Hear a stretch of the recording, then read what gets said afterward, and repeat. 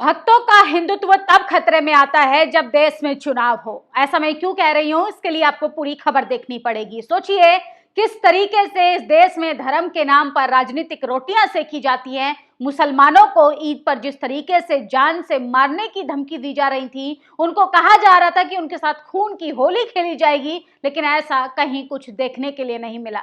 बल्कि उत्तर प्रदेश में एक बड़ा बदलाव देखने के लिए मिला। उत्तर प्रदेश में जो योगी जी का उत्तर प्रदेश था, जो राम राज्य की कल्पना की जाती थी, उससे बहुत ही परे इस बार तस्वीरें आई। मुसलमानों पर उत्तर प्रदेश में ईद के दिन फूलों से बारिश की गई, उनका अच्छे से त्योहार मनाने दिया। लेकिन सोचिए जहां जहां चुनाव नजदीक आता है, वहां वहां हिंदू खतरे में आ जाता है। अभी जो उत्तर प्रदेश से तस्वीरें आ रही हैं लिबरल, लोकतंत्र को मजबूत करने वाली, भाईचारा की, वो तब तक आपको दिखाई देंगी जब तक उत्तर प्रदेश का आने वाला विधानसभा चुनाव नजदीक ना आ जाए। लेकिन अभी हिंदुत्व है पश्चिम बंगाल में खतरे में आ गया है। ममता बनर्जी लगातार इलेक्शन कमीशन से लेकर सरकार की नीतियों की पोल खोल रही हैं और सोचिए किस तरीके से भारतीय जनता पार्टी के नेता, अभिनेता, कार्यकर्ता लगातार सड़कों पर उत्पात मचाने की कोशिश कर रहे हैं। सोचिए रामनवमी के जुलूस के दौरान वीएचपी के आतंकियों ने पश्चिम बंगाल में मुर्शिदाबाद के जंगीपुर में मुसलमानों की दुकानों में लूटपाट, तोड़फोड़ कर आग के हवाले कर दिया।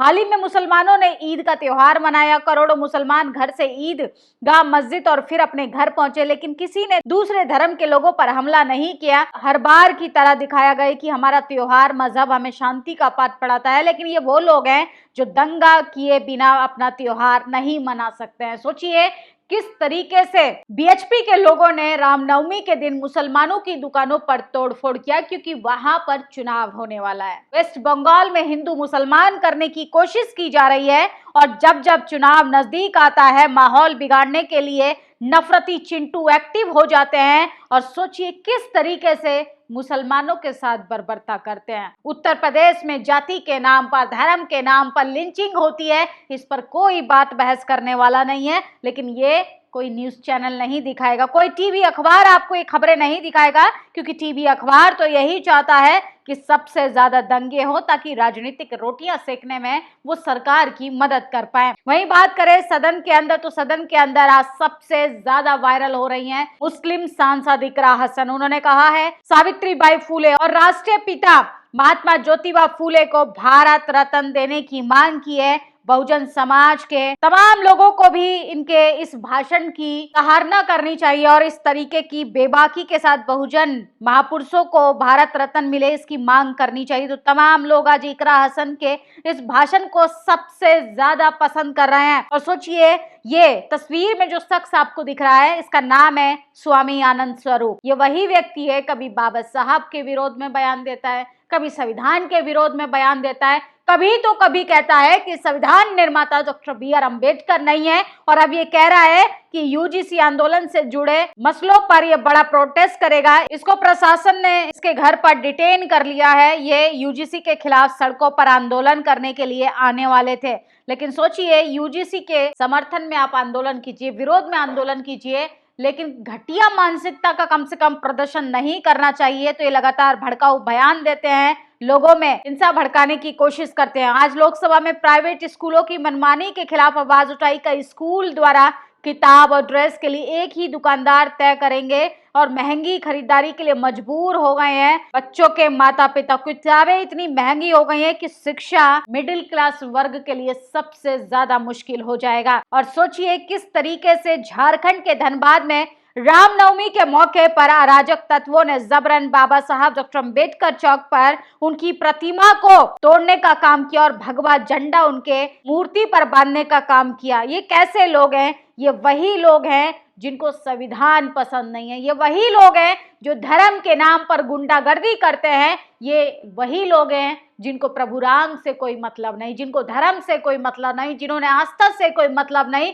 अरे तुम्हारी आस्था, तुम्हारा मजहब इतना कमजोर है कि तुम किसी भी व्यक्ति को, किसी भी महापुरुष की मूर्ति को आहत कर देते हो और अपने खुश होकर त्योहार मनाते हो। कैसा त्योहार है? तो ऐसे नफरती लोगों को भी प्रशासन अच्छा सबक सिखाए तो ज्यादा बेहतर होगा। भारत मुक्ति मोर्चा द्वारा राष्ट्रीय पिछड़ा वर्ग मोर्चा द्वारा जाति आधारित जनगणना ओबीसी की जाति आधारित जनगणना के मुद्दे पर भारत बंद का ऐलान किया है। तो 23 अप्रैल को भारत बंद होगा। बामसेफ ने बड़ा ऐलान किया है और ये अवध हो जाए। दिन रात ये लिबरल सेकुलर बनने का नाटक करते हैं। ये कह रहे हैं कि 80% बुद्ध को मानने वाले हो गए, देश का कल्याण हो जाए। अवध ओझा कह रहे हैं कि इसके लिए अपने धर्म ब्राह्मण की जन जागरूकता अभियान चलाओ ताकि बौद्ध धर्म में जो लोग जा रहे हैं उनको गाली देने का काम करें। तो ये सोचिए इनकी मानसिकता, ये कितनी भी लिबरल बातें कर ले, कितनी भी सेकुलर बातें कर ले, लेकिन इनका जातिवाद जो है वो लगातार सामने आ ही जाता है। और सबसे बड़ी खबर हम आपको बता रहे हैं, जातिवाद प्रताड़ना से पीड़ित एक होनहार टॉपर होशियार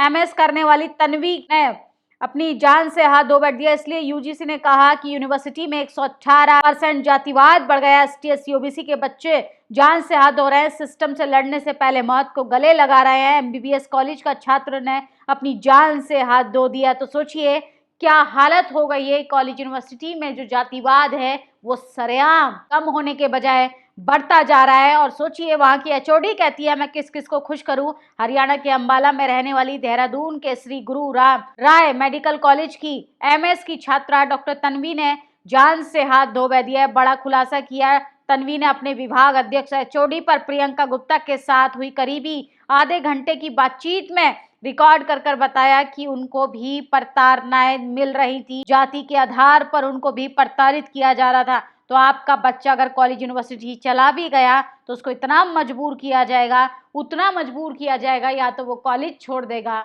या वो डॉक्टर बनने का सपना छोड़ देगा, या वो अपनी जान से हाथ धो बैठ देगा। फिलहाल सबसे बड़ी खबर हम आपको बता रहे हैं कि आज सदन के अंदर ज्योतिबा फूले सावित्रीबाई फूले को लेकर जिस तरीके से इकरा हसन ने बेबाकी के साथ अपनी बात रखी वो वाकई में काबिले तारीफ है। और रामनवमी के दर वेस्ट बंगाल में माहौल बिगाड़ते हुए कुछ हिंदू संगठन दिखाई दिए जो लगातार ये दर्शाते हैं कि जब जब चुनाव आता है राजनीतिक रोटियां सेकने के लिए हिंदू संगठन हिंदू कार्यकर्ताओं को एक्टिव कर दिया जाता है जो नफरत और हिंसा को बढ़ावा देते हैं। और रामनवमी जुलूस के दौरान हिंदू धर्म के लोगों ने जुलूस में मुस्लिम भाइयों के साथ हिंदू धर्म के लोगों ने खेला अखाड़ा।